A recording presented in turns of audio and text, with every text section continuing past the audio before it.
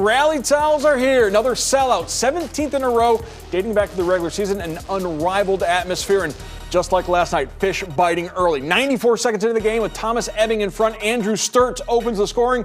Walleye quickly up 1-0. Now, as we mentioned, John Lethemon, the ECHL Goalie of the Year, named that earlier this week, didn't get the start. Check out the paddle save to keep Indy off the board during a power play.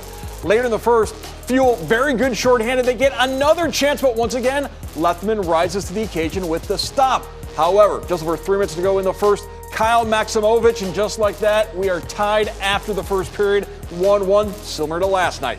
In the second, Walleye back on the power play. TJ Hensick shot rebounds right to Drew Warad. Right place at the right time. Toledo back in front.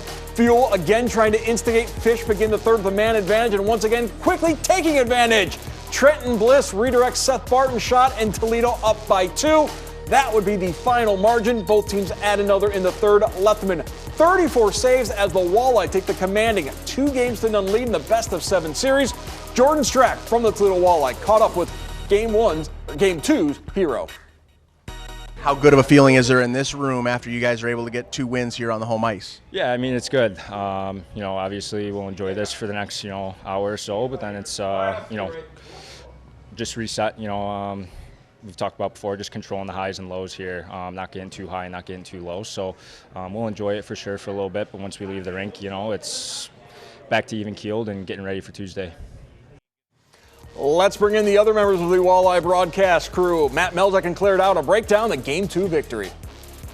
All right, thanks. Back out here at the Huntington Center. Claire, Game 2 goes to the Toledo Walleye. Little bit of a different game here tonight than what we saw in Game 1.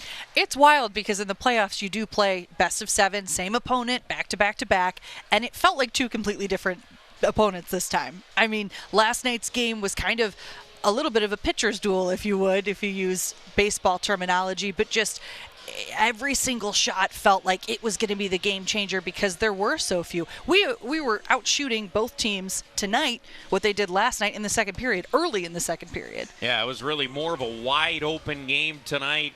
That led to both goaltenders making some nice saves. John Lethemon was terrific in the first period because Indy could have been up in this game 3-1 after 1. Yeah, easily. I mean, kept them in it. There was even a shorthanded look there for Indy as well, kind of a breakaway on the penalty kill for Indy that John Lethemon completely saved the game at that point. And then wasn't needed as much toward the end, but still stayed strong throughout. Yeah, because once Toledo got into the third period, they got that early power play goal, made it a 2-goal game. That really changed the complexity and the way the game unfolded the rest of the way for the Toledo Walleye. So they held serve.